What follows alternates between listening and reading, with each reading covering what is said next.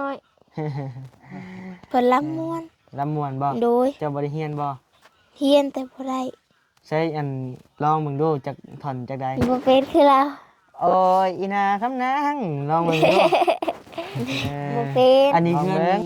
กูเงินเข้าเลยบ่เงินในบ้านนี่นะในบ้านบ่มีบ่อยู่ดินอ้ายขอย้อนน้ำเพิ่นโอ้บ่แม่นดินเจ้าเองนี่กะบ่แม่นดินอ้ายโดยเพิ่นให้เฮ็ดก็ได้เฮ็ดคือได้เพิ่นบ่เฮ็ดแล้วก็อ้ายนี่อ้ายแท้ๆจะบ่บ่อ้ายลูกป้าต้องบัดผมน้องบัดยุ่งหยองลูกเอ้ยยากแก่บางบ่มีโกนสินอนนี่แม่ก็โกนมายุงมาย่างเพิ่นก็ปั้มยังแต่โกนไม่ไข่บัดแค้มน้ำนกเจ้างอย โอ้ยเนาะนี่บ่มันอยู่บนนอนเจ้าโดยโอ้ไอ้ขออนุญาตขึ้นนะเด้อโดยพี่นั่งจะมานั่งพี่ก็ได้นะคุณโยมขึ้นมาแข็งๆก็ได้ดอกอึ๊บโอ้ยกะเรื่องข้าวเรื่องน้ำอีนางเด้มีอยู่บ่บ่มีอยากได้แต่ว่าขอกินน้ำอ้ายอืมไปซื้อกินบางทีก็อ้ายเพิ่นพาเงินมาเลยก็สิกินเพิ่นบ่ได้พาใครมีแต่เอื้อยพาใครก็เดือนละ1,000 2,000แล้วก็ได้กินบ่พาใครก็อดห้องน้ำข้างในเด้บ่มีบ่ป้าไปขุดคุ้มโอ้สิไปว่าไงห้องน้ำสาธารณะโดย ห้องน้ำเขียวโดยไปเลยก็ถือเขียวเสียมสื่อไปน้ำนี่เด้อมีเงินน้อยแต่เท่านี้นางเลยขอบใจหลายๆเด้อโดขอบใจขอให้สุขภาพแข็งแรงอยู่ดีมีแรงขอให้ร่ำให้รวยให้พึ่งให้ปังนับเบิ่งดูเท่าใดนะไอ้กับบรินับจำได้ฮะ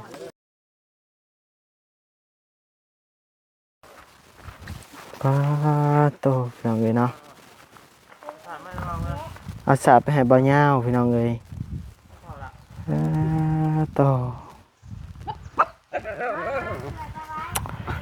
เอาพี่น้องเลยเนาะทางบาร์บี้หาบาร์บี้จับให้นะพี่น้องเนาะทางบานิวเปิดคลิปเปิดภาพมาบานี่ก็อยู่เงินอยู่ซานน้องคนหนึ่งเด้อพี่น้องเด้อเนาะที่ว่าทางบารีเข้ามาถ่ายทำเมื่อวานนี้เนาะทางบานิวเห็นแล้วก็อีต้นเห็นน้องเพิ่นเว้าท่าทีมารยาทเพิ่นดีหานะพี่น้องเอ้ยเว้าม่วนเว้าน่าฮักก็เลยว่าเข้ามาเยี่ยมมายามเบิ่งเพิ่นก่อนมื้อนี้เนาะก็เลยว่านี่แหละพี่น้องเอ้ยเงินชาลานแปนเพิ่นมามื้อนี้ก็มาพ่อน้องๆเพิ่นบ่นี่หรือพ่อเพิ่นนำว่าซั่นเอานะพี่น้องเนาะบัดนี้ก็ขอกราบทักทายสบายดีพ่อแม่พี่น้องเบิดทุกคู่ทุกคนเด้อเนาะที่เข้ามารับชมคลิปบ่นิวโดยตลอดมาเนาะกราบสวัสดีและสวัสดีหมดทุกบอนเนาะพี่น้องเนาะบ่ว่าอยู่ฝั่งลาวฝั่งไทยแล้วก็ต่างประเทศเด้อพี่น้องเด้อเนาะยินดีต้อนรับเข้าสู่ช่อง YouTube บ่นิวสะพานบุญเส้นเก่าเส้นเคยเด้อพี่น้องเด้อเนาะไปพี่น้องเอ้ยเนาะว่าหลายแยกกันห่างพี่น้องเอ้ยเดี๋ยวเข้าไปยำน้องเพิ่นก่อนเนาะโตนี่บ่เฮือนเจ้าโดยมันรุดหมดเลยนี่โดยนอนนี่เลยโดยนอนนี่แท้ๆโลดติโดยสบายดีเด้อนางเด้อโดยสบายดีปะลุงน้ำแน่เดินทางมากับบ่าวบี้บ่าวยาวบ่นิวก็ได้เนาะกินเลยบ่ข้าวน้ำกินแล้วใช้อันพอจะบ่นะโดยพอแท้ๆเลยโดยแม่ได้ซะแม่เพิ่นไปเบิ่งขันโอ้กินข้าวได้ยังกินมื้อนี้ได้แจ่วเขียดเอาลงต่ำๆนิดนึงก็ได้จะเครียดโดยไปหาแม่คอยบ่เป็นไปอยากลานโอ้เบิ่งลานโดยไปเห็ดกินเฮ็ดกินเองกินเองโดยโอ้พี่น้องเอ้ยใช้อันร้านตัวมือว่านนั่งนำกันสับหลามไผมีไผแน่เด้ผู้นั้นแม่นเมิดบ่1 2 3โดยนั่นลูกแม่ตัวที่เราลำสู่บ่าวแม่ลำโดยเสือลายบ่โดยใช้อันเราลำคนลำเพิ่นอยู่ไสพูนอยู่เถียงอันนั้นเถียงเพิ่นโดยโอ้อยากให้มาลำก่อนให้พังเด้เนาะ ใช่นั่งเอิ้นแม่จะมาไป เอิ้นแม่มาดูหน่อยเพิ่นลำม่วน ลำม่วนบ่ โดย เจ้าบ่ได้เฮียนบ่ เฮียนแต่บ่ได้ ใช่อันลองมึงดูจักท่อนจักใด บ่เป็นคือเรา โอ้ยอีนาคำนางลองมึงดูเออ บ่เป็น ลองเบิ่ง บ่เป็น น้อยหนึงไปน้อยหนึง น้อยหนึงก็บ่เป็น บ่คือเรา เออพี่น้องเอ้ยเนาะทางอีหล่าซื้อแนวใด ชื่อน้องกิ๊ก น้องกิ๊ก โดย อายุจักปี อยู่10ประมาณ15หรือ16แหละ 15 16 โดย อืมตามเบิ่งประมาณ15นี่แหละไป โดย เกิดปี2000เท่าใดฮู้บ่ บ่ฮู้ บ่ฮู้ อันนี้เฮือนกกเฮือนเข้าเลยบ่เฮือนในบ้านในนาใน นั่น บ้าน นะ บ่มีบ่ อยู่ดินอ้ายขอ บ่เป็น ย้อนน้ำเพิ่น โอ้บ่แม่นดินเจ้าเองนี่จ้ะ บ่แม่น ดินอ้าย โดยเพิ่นให้เฮ็ดก็ได้เฮ็ดคือได้ เพิ่นบ่เฮ็ดแล้วก็ อ้าย แล้ว อ้ายนี่อ้ายแท้ๆจะบ่ บ่อายลูกป้า อืมเอาเนาะทางพ่อแม่พี่น้องก็อาจจะฮู้แล้วเรื่องราวไปมาของน้องเพิ่นนะพี่น้อง โด เนาะ ย น่าจะฮู้แล้วจากช่องบอลลี่ว่าซั่นเนาะแต่บัดนี้ก็สิมาถามอีกเทื่อนึงคร่าวๆนะพี่น้องเนาะก็ใช่พี่น้องเนาะเสียงจะคือดังแท้ พี่น้องเอ้ย ทางว่ายาวเพิ่นพังนะอืมที่ดินกับที่ดินผู้อื่นเนาะ โดยขอย้อนน้ำเพิ่น อีหยังใส่น่ะนางหอยอยู่ฮะ อันนั้นโครงไก่ซื้อมาไว้ให้เฮ็ดกินให้หลาน โครงไก่ โดย ไปซื้ออยู่ใส่โรงเรียน อยู่บ้าน โอ้เพิ่นมาตลาดนัดบ่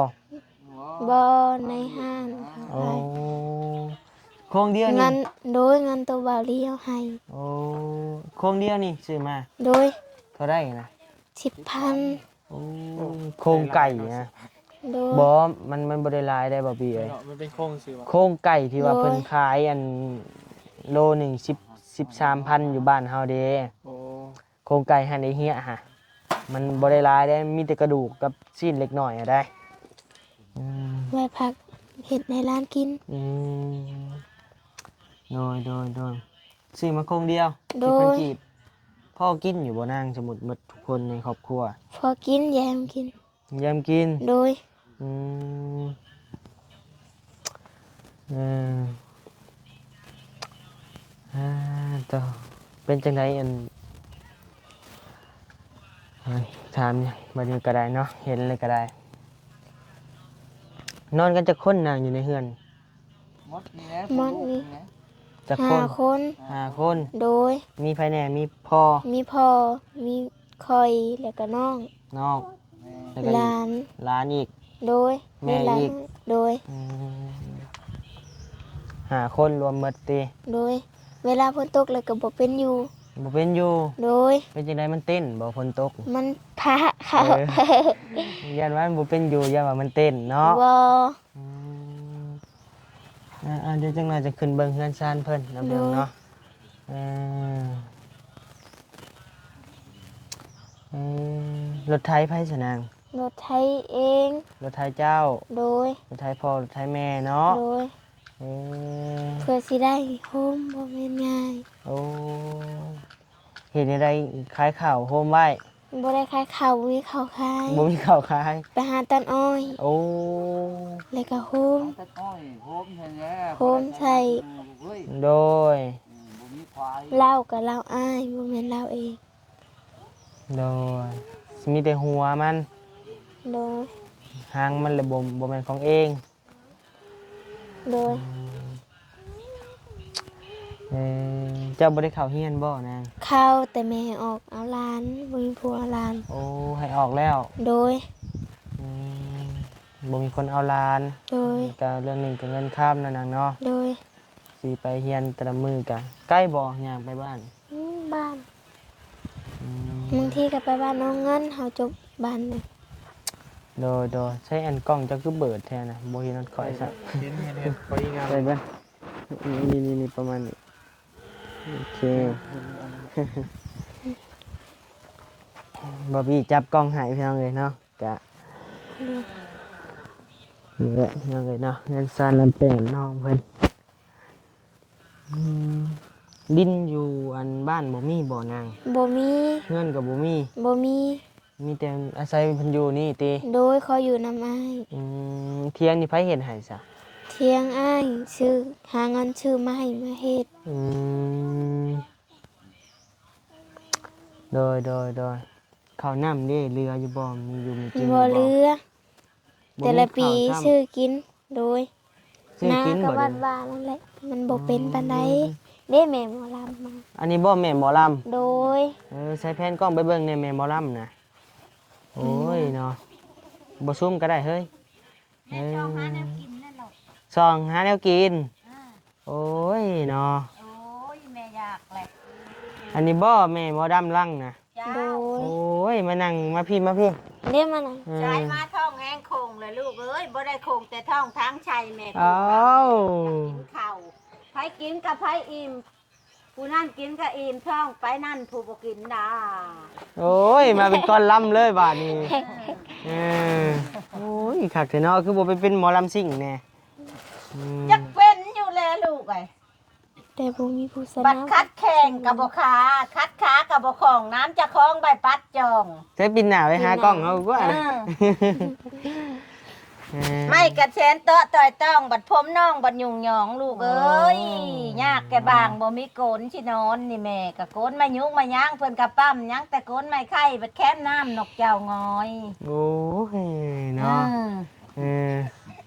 บัดคอยหายปันนกเจ้าคอยป่าเพื่อนว่าปันนกท่าคอยปวกปันลูกฮวกอยู่น้ำบัดคล้องท่าแต่หาผล อืมใช้อัน ผู้ใด แม่ล้ำเกี่ยวกับเรื่องทุกข์เรื่องยากได้อยู่บ่เรื่องแบบแม่บ่เว้าลูกไว้แม่บ่อยากเป็นคำความแม่เว้านี่ได้ถูกเทเดมีเงินคือสิหังมีข้าวเหล้าคือสิได้นางขาย อืม แม่เป็นอยู่เว้าแนวนี้ค่ะ ว่าจะได้กลับมาเป็น ทุปีนี้ก็ยังได้ขายควายเพิ่นว่าทุกปีขายก็ยังได้ขายข้าวปัดหนูคือเหล้าลงมาท้องเปล่าๆน่ะกวัดแต่ข้าวขึ้นเหล้ากวัดแต่เหล้าขึ้นข้าวไปเห็นเจ้าเถื่อเดียวคือแนวนี้แหละลูกหลา อืม เออ โดยทั้งแม่อยู่ตูบนั่นน่ะอยู่น้ำไผ่ อยู่กับลูก2 คน อยู่สองคน โด ยาย ว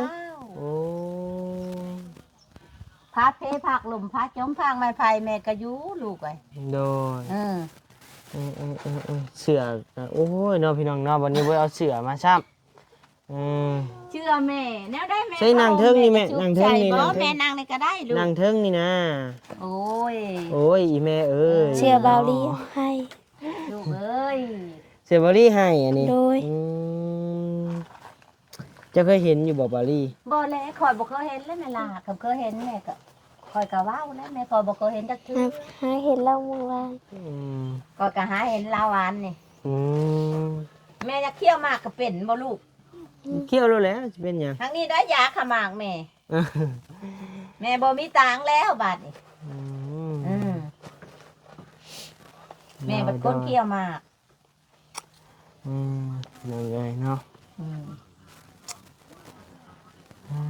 ต่อพอจะจักปี้เลยนาง บ่ฮู้ บ่ฮู้ โดย แม่เด้ บ่ฮู้คือกัน ใช้ผ้าให้ขึ้นไปย่างเบิ่งเพิ่นเฮือนเนี่ย 6เด้ มาไอ้ข่อยพา มั มัน หก ใจเด้ออืม เพียงน้องกับมัน นี่หกกับสมหก โดยมันน้อย โดย ตู้กับตู้อ้ายเพิ่นมาปะไว้ โดย เด้อ โดยเอาอืม 6แท้ อึบอึบอึบโอ้นี่บ่บนอยู่บนนอนเจ้า โดย โอ้ไอ้ขออนุญาตขึ้นนะเด้อ โดย พี่นั่งจะมานั่งพี่ก็ได้นะ คุณโยมขึ้นมาแข็งๆก็ได้ดอก เอออึบโอ้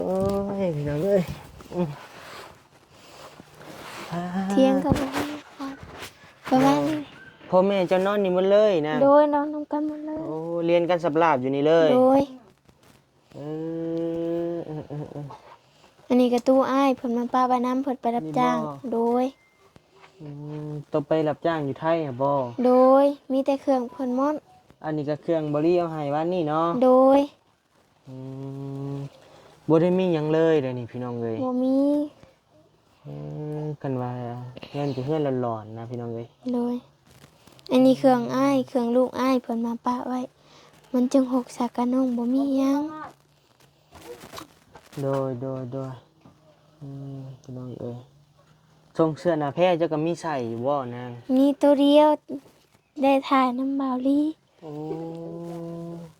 บาวลีเอาให้แล้วได้ถ่าย โดย จากกะตัวเดียว น้ำในได้จะใส่อยู่ใส่ ขอ น้ำ น้ำแม่หมอลำมันดิไปขอหยอมน้ำเพิ่น เพิ่นมีน้ำโยมบ่ โดยน้องบ่มี แล้วขอเอากับแม่หมอล โดยไปขอน้ำเพิ่น ำโดยทางอีนางนี่ก็มีความพันอยู่บ่อยาก อยากได้ดินกับเพื่อน โอ้อยากได้ดินกับเฮือนหลัก โด ๆเลย ยสมมุติว่าของน้อยกว่าดินกับเฮือนนี่ที่ว่าใช้ในชีวิตประจำวันนี่เบื้องต้นน่ะอีนางอยากได้หยัง น้องอยากได้ดิน บ่ ก็ อันนี้ อยากได้ น้อยจากดินกับเฮือนน่ะ จา นะ กดินจากเพื่อนน้องอ กั ยา บ กได้น้ำยอม อยากได้น้ำโยม โดย แล้วก็เรื่องข้าวเรื่องน้ำอีนางเด้มีอยู่บ่ บ่มีอยากได้ก็แต่ว่าขอกินน้ำอ้าย อืม ไปซื้อกินบางทีก็ อ้ายเพิ่นพาเงินมาเลยก็สิกิน เพิ่นบ่ได้พาใครมีแต่เอื้อยพาใครก็เดือนละ1,000 2,000แล้วก็ได้กิน อืม บ่พาใครแล้วก็อด โดยจังได๋ก็สู้ๆเด้อนางเด้อ โดย เป็นกำลังใจให้อ้ายก็ได้ ตอนนี้เหลือเงินติดโตเท่าใดตอนนี้ บ่มีให้แม่หมดแล้วเงินบาทเดียวให้100,000 โด แล้ว ย ก็ซื้อแนวกินให้ร้าน โดยป้าพี่น้องเอ้ยเนาะแนมไปทางใดก็คือบ่เห็นหยังเลย บ่มี ใส่ปลาแดกไปนัวอยู่ทางใดนาง อยู่ตารางพูด โอ้ บ่มีหยัง โดยไฟฟ้ากับบ่มี บ่มี แผงโซลาร์เซลล์กับบ่มี มีเท่า โอ้มีอันหนึงเนาะ โดย มันแจ้งอยู่บ่นาง กลางคืนก็ได้เงี้ยงแต่ในนี้ โอ้โดยบัตรห้องน้ำห้องในเด้บ่มี อยู่ บ่ ป่าไปขุดคุ้ม โอ้สิไปว่าไงห้องน้ำสาธารณะ โดย ห้องน้ำเขียว โดย ไปแล้วก็ชื่อเขียวเสียมสื่อไปน้ำ โดย เออ ยังไงก็ยังเข้ากล้องเนี่ย ไปอันเข้าวป่านี่บ่อ้ายบ่ยันคนย่างมาเห็นบ่ บ่เห็น เห็นได้จังบ่เห็น พูนขาวดอนมันหก ยันว่านั่งกำลังม่วนหรือว่ามีคนย่างมาส่องก้น บ่มี คือว่าแหละความลึงของคนเนาะพี่น้องเนาะใช้ชีวิตแบบนี้มาแต่น้อยๆจะมาอยู่นี่ได้จักปีแล้วนาง ช่องปีขออยู่น้ำเพิ่น 2 ปีตะกี้ได้จะอยู่ทางใด ตะกี้อยู่น้ำเพิ่นพูนเดี๋ยวนี้เพิ่นให้ย้ายออกแล้วเพิ่นให้มาย่ออยู่นี่ โอ้ตะกี้อยู่น้ำเพื่อนเพิ่น โดยขออยู่น้ำเพิ่น โดย แบบพ่อแม่ก็บ่มีหยังหน้านี่ก็เพิ่นให้เฮ็ดแล้วน้องก็ได้เฮ็ดเพิ่นบ่เฮ็ดแล้วก็บ่แล้ว โดยมีอยู่บ่ยามที่ว่าเฮาไปโรงเรียนแล้วมีหมู่มาเว้าใส่ว่านั่นนี่มีอยู่บ่ บ่มี เออบ างทีหมู่ก็บ่เล่นน้ หมู่บ่ลินน้ำ ำโดย แต่เขาก็อาจจะเว้าใส่อยู่แต่ว่ารับหลัง โดย บ่ได้ยิน โดย เออบ่เคยได้ยินบ่หมู่ว่าเอ้ยอีนี่มันถูก บ่เคย บ่ลินน้ำมันดอกปานนี่บ่ กลายไปบางทีหมู่ก็ปากน้ำหมู่บ่ปากน้ำ เออโดยมีอยู่บ่ในชีวิตนี่เครียดแบบใดพี่น้องเอ้ยแบบว่าเป็นที่จุดต่ำใจที่สุดว่าเป็นหยังเฮาคือเกิดมาทุกข์มายากแนวนี้มีบ่เคยคิดบ่ น้องก็บ่คิดมันก็เป็นธรรมดา เออมันเป็นอะไรกับเป็นไปอยู่ โดย สำนี้ได้ติ โดย เออ มีเท่าไรก็หาสู้ อื มีก็กินบ่มีอะไรก็แล้ว แล้วบ่ได้นี่นางเอ้ย โดยไปหาซอยพ่อกับแม่ยามเพิ่นย่างตาน้อยก็ไปตัดอ้อย โอ้ ตาน้อยซอยพ่อกับแม่ โดย ได้เงินมาแล้วก็ซื้อข้าว โดย ซื้อข้าวปองคาโลกิน โดยถ้าว่าสมมุติเนาะสมมุติว่า มีทางผู้ใหญ่เพิ่นอยากสดอยากซอยมานี่เรื่องดินเรื่องดอนจะไปซื้ออยู่ทางใดมักอยู่ทางใด น้องมักแคมทางพุ่น นี่ได้อยู่แคมป์ทางพูน โดย เออ แคมป์ทางในบ้านพูบ่ โดย อืม มันไก่แพ้ผ้า โดยโดยอืมเอาเนาะพี่น้องเอ้ยนี่ก็คำมาเยี่ยมมายามน้องเพิ่นโตคำเว้าน้องเพิ่นนี่ก็ถือว่าโอ้พี่น้องเอ้ยเนาะบัดนิวเบิ่งในคลิปบาลีก็ถือว่า คนหูจักความว่าติกี้นี่บ่บานิวมาแล้วก็น้องเพิ่นก็ถือสาถือแพร่พุไปปูให้บ่ยาวนั่งอยู่พุพี่น้องเอ้ย โดย หูจักความน้องเพิ่นก็ได้เนาะเบิ่งคำว่าคำจาก็มีมารยาทนะพี่น้องเนาะก็วันนี้ก็ฝากพ่อแม่พี่น้องนี่เด้อเนาะพิจารณาเบิ่งน้องเพิ่นแน่นะพี่น้องเนาะทางบานิวก็อยากซอยแต่ว่าซอยซ้ำสิไหวแหละวันนี้ก็ได้เนาะ โดย ตอนนี้บ่มีเรื่องเงินจะกีบเลย โดย อึบพี่น้องเอ้ยเนาะชีวิตคนเฮาเลือกเกิดบ่ได้จังไดก็สู้ๆเด้อนางเด้อ โดย ใช้เงินน้อยมีอยู่บ่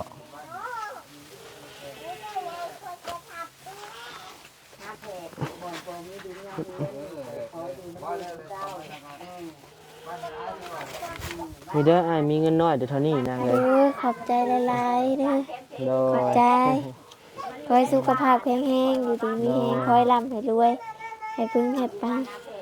นับเบิ่งดูเท่าใดน่ะอ้ายก็บ่ได้นับจำได้ฮะ 30 หา40หมดแล้ว40 8,000 10 8,000ชม4 6 8 10 43,000 เนาะ โดย ได้นี่เสียไปซื้อหยังอันนี้ ไม่ซื้อขนมให้ร้าน แต่ก็คุ้มไม่ซื้อข้าว อืมตัวเองได้บ่กินบ่ บ่คุ้มไว้ อืมโดยส่งเสื้อหน้าแพทย์ก็มีแต่โตบ่เลี้ยวให้เลยเนาะ โดย อืมหูจักว่าวเนาะจ้ะเนาะว่าวม่วนว่าวหวาน เออจะได้ก็สู้ๆเด้อนางเด้อเป็นกำลังใจให้เนาะ โดย ทุกๆชีวิตมันเลือกเกิดบ่ได้นางเอ้ยเราเกิดมาถูกแล้วเราต้องสู้จ้ะ ถูก ใช้2 นิ้วเบิ่งดูสู้ๆแต่แพงพี่น้องเอ้ยเนาะ โดย 16 ปี15 ปีนี่เป็นน้องบัดนี้อยู่3 ปีเนาะบัดนี้18 ปีพี่น้องเอ้ยสู้ๆอีนางเอ้ยเนาะเอาไอ้สิได้ไปป้าได้บัดนี้ได้ โดย มีแต่ให้ทางอ้ายเพิ่นเขามาเยี่ยมมายามใหม่เด้อ โด นาง ย เด้อ โดย สู้ๆเนาะ โดย พี่น้องเอ้ยฝากพ่อแม่พี่น้องเด้อเนาะพิจารณาเบิ่งแหน่เนาะพี่น้องเนาะ โดย ทางบานิวก็เข้ามาเบิ่งตัวจริงก็เป็นตามที่เห็นในคลิปนั่นเนาะพี่น้องเนาะในคลิปบานิวก็เบิ่งอยู่คืนนี้ว่าซั่นเนาะไปโอเคแล้วเนาะน้องไปลงลุมอึ๊บไปหาแม่หมอลำก่อนไปใช่เลย ร้านนางกำลันเนาะ โดยเล่นตีเฮือนเจ้าเนาะ โดย โอ้ยพี่น้องเอ้ย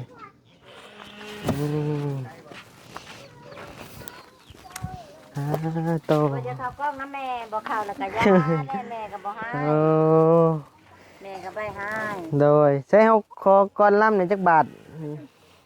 ให้แม่จักอันบ่ลูก ใช้มานั่งน้ำแม่เพิ่นไว้ โดยแม่พอแม่ได้ชื่อแม่น้อยให้ลื่นนี่เด้อแม่แม่จิก่อนล้ำให้แม่ ใช่เสียค่าค่ายให้นี่ อยู่ใช้เนาะลูก ไปใช้อีกแล้วไป อยู่ใช้เนาะ โดย เอาลูกสาวนี่บ่ให้แม่นั่งดินนี่ก็ได้แหล้วเนาะลูก โดย นิด อื แน่ ม โอ้ยขอก่อนลำอีกแล้วเอาชักก่อนบ่ลูก โดย เอาชามก่อนเนาะ โดยเอา แล้วลองแล้ว โอ้ยนางบ่เป็นนะนอลำแล้วขันการทานนานเพิ่นมาใจเอ่ยและน้องบ่เป็นนะนอลำแล้วการนะญานันเพิ่นมากินจะเทิมนานเพิ่นบ่นากินจะทานานเพิ่นบ่ได้อีลำให้นันชูเพื่อนพัง ไอ้เอ้ยมางามนั่นแท้โนอายเจ้าคิวนั่นลำบ่ลา เยี่ย ตายแล้วจังมางามนั่นแท้โนอายกันจองตานั่นลำบ่เปิดใจเอ้ยและอยากเมื่อเกิดด้านนอห่วมทองใจนั่นแม่พี่ชายเหลือหักเหลือเพลงน้องเด น้าชายและนางมาบดนั่นใบทามบันคำลืมวันนั่นใบทามข่าวใจเอ่ยและแม่น้องไปนั่นน้องพังเผาบ่ทันเอื่นนั่นเพิ่นข่าวถามอาลีใดคนงามน้องนาตบมือนะแม่หน่อย ตบมือ อุ้ยตาย เอ เลย ได้แล้วแม่ตู้เอ้ยเนาะโอ้ยมวนหลายใส่บ่พี่เงินน้อยจะมีอยู่บ่ใช้เงินน้อยจะมีอยู่บ่มายืมเนี่ย น้อยบ่ โดย เดี๋ยวค่อยเบิ่งก่อนเด้อ ให้แม่เรือเลยเด้อลูกขนาดแม่อุกล้ำกับอยู่ โอ้ ตูบอยู่ตองนี่ลูกเอ้ย บ่แม่ไปเฮียนมาได้ใช้คือมาลำม่วนแท้ แม่ใบเฮียนมาแต่ใจแล้วลูกเอ้ยไปน้ำปลาเลยแม่อาผู้เดียวค่ะ โดย แม่ใบยาอยู่ในเถียงกะ แล้วเฮ็ดไปติเว้าไป ว้าวไปแล้วตลอด เป็นเองบัดนี้ มีข้างคนทงจะมีคอยให้เอาเข้าบัญชีเจ้านี่ โอเค โอนให้กระตุ้นนะได้อยู่ ได้อยู่โดยใช้อันนี้จักเท่าใดมีแต่เท่านี้บ่อ้าวให้จำมันเลย บ้าให้หน่อยนี่เนอลูก เฮ็ดได้ฉันบ่มีแม่เอ้ยเฮาก็ได้ พอแล้วขอบมาขอบใจเจ้าเห็ดต้นให้มันปลาเห็ดนาให้มันข่าวปันเบาให้มันเงินมันคำเด้อลูกเอ้ยแม่ผู้อยู่ให้มีใช้เจ้าผู้ไปให้มีสอนพ้นตกมาให้ได้ใช้เด้อลูกเด้อ โดยสา อายุดีแม่ ธุใช้เท่าใดอะนะครับ นับเบิ่ง น้อยโพดบ่ พออยากให้ตื่มอยู่แล้ว เอาเดี๋ยวมื้อหน้าเดี๋ยวสิเอาส่งเอาเสื้อมาให้เด้อ ขอมาขอบใจ แล้วก็ทางอีนางมื้อหน้าให้เขามาสิเอาส่งเอาเสื้อมาให้ โดย หากเป็นเสื้อมือซองได้จะก็เอาอยู่บ่ใส่อยู่บ่ ใช่ ใจหมดเนาะนาง โด เนาะ ย ดีกัน เอาสบายดีเด้อมาทุกคนเด้อโดยสบายดี เอาพี่น้องเอ๋ยเนาะทางวันนี้ก็สิได้ล่ำลาพาจากเพียงสำนี้แหละพี่น้องเอ๋ยเนาะมาเยี่ยมมายามเบิ่งมาถามไทยถามข่าวพี่น้องเอ๋ยอาจจะบ่ได้เป็นถอยเป็นความคักปานใดกะขอโทษขออภัยน้ำละลายเด้อพี่น้องเด้อเนาะเพราะว่าทางบ่นิวกะสิว่าได้พี่น้องเอ๋ยถามบ่อยากเก่งปานใดพี่น้องเอ๋ยเนาะ